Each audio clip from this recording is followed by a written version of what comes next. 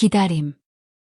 전철의 그 작은 역으로 저는 매일 누군가를 마중하러 나갑니다.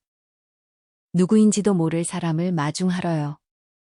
시장에서 장을 보고 돌아오는 길에는 꼭 역에 들릅니다.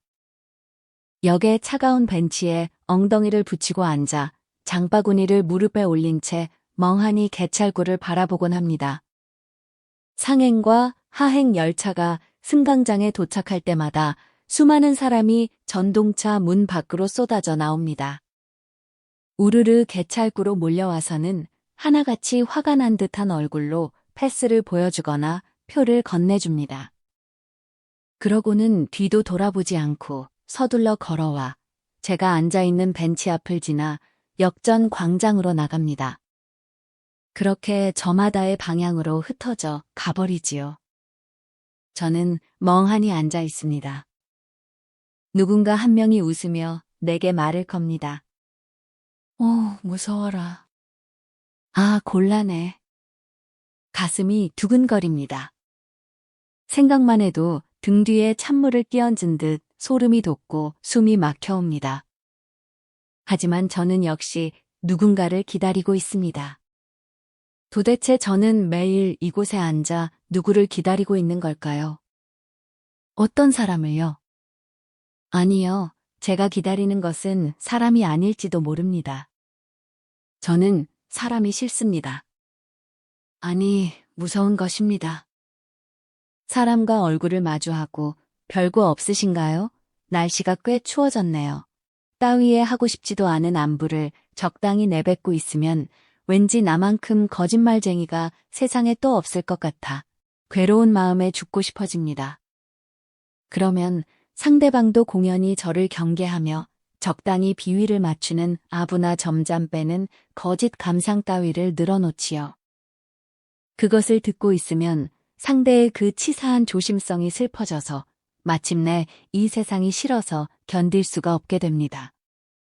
세상 사람들이란 서로 굳어버린 인사를 나누고 경계하고 그렇게 서로를 지치게 하며 일생을 보내는 것일까요? 저는 사람을 만나는 것이 싫습니다. 그래서 저는 웬만한 일이 아니고서는 먼저 친구의 집으로 놀러가는 일조차 하지 않았습니다.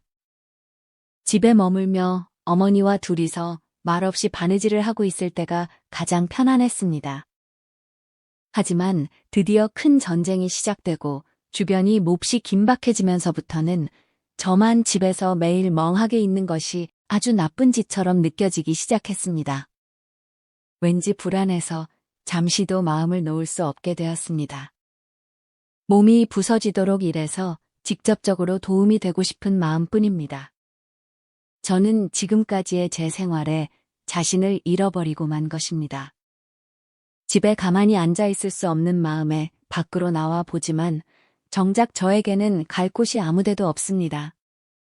장을 보고 돌아오는 길에 역에 들러 멍하니 역에 차가운 벤치에 걸터 앉아 있는 것입니다. 누군가 불쑥 나타나 준다면 하는 기대와 나타나면 곤란해, 어쩌면 좋아 하는 공포. 하지만 정말 나타났을 때는 어쩔 수 없지. 그 사람에게 내 목숨을 바치자. 내 운명은 그때 결정되는 거야 하는 체념 섞인 각오. 그 외에도 여러 가지 발칙한 공상들이 기묘하게 얽히고 설켜 가슴이 벅차오르고 질식할 만큼 괴로워집니다. 살아있는 건지 죽은 건지 알 수 없는 마치 백일몽을 꾸는 듯한 어렴풋한 기분이 되어 역 앞을 오가는 사람들의 모습도 망원경을 거꾸로 들여다보는 것처럼 작고 멀게 느껴집니다. 세계는 고요하게 가라앉습니다.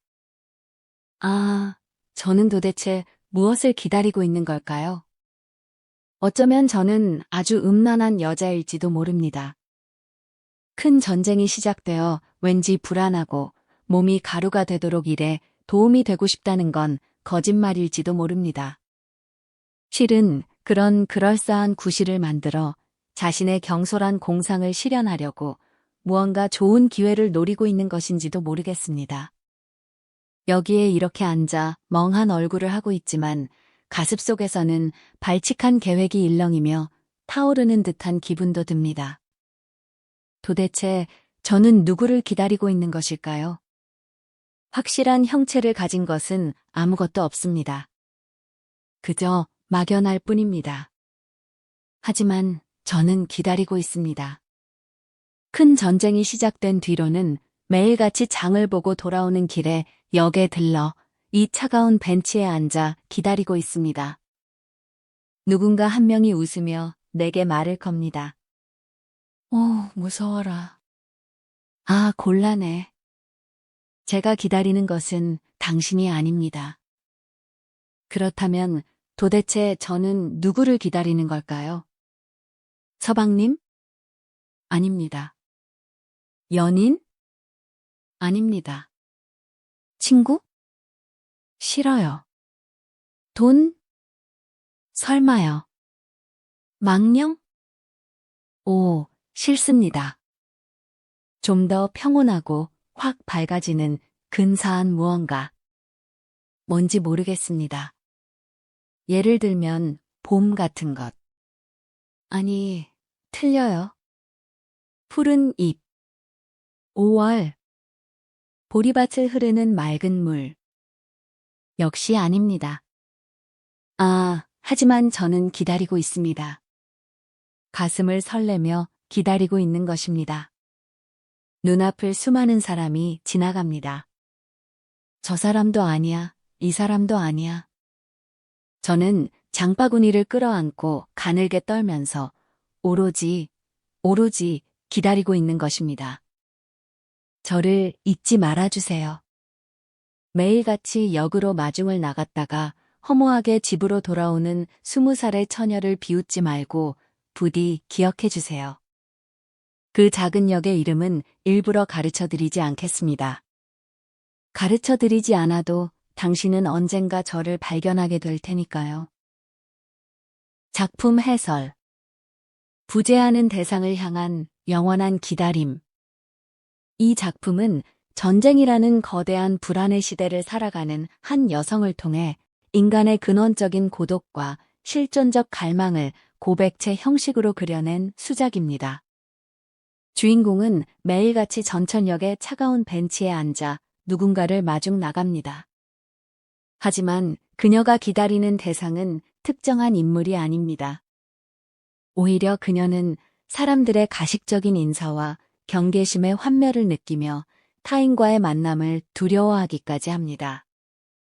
작품 속의 전철역은 수많은 목적지가 교차하는 역동적인 장소이지만 주인공에게는 그 어디로도 떠날 수 없는 정체된 공간으로 기능합니다.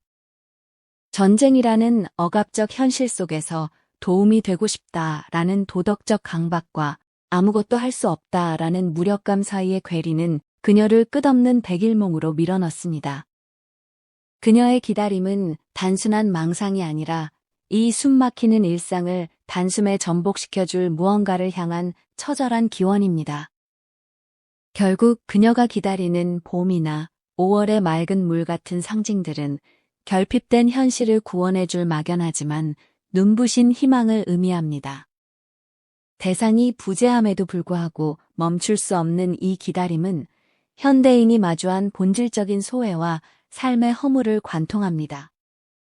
장바구니를 움켜쥔 채 가늘게 떨고 있는 20살 처녀의 모습은 시대를 초월하여 오늘날 우리 내면에 존재하는 정체 모를 불안과 묘한 동질감을 형성합니다.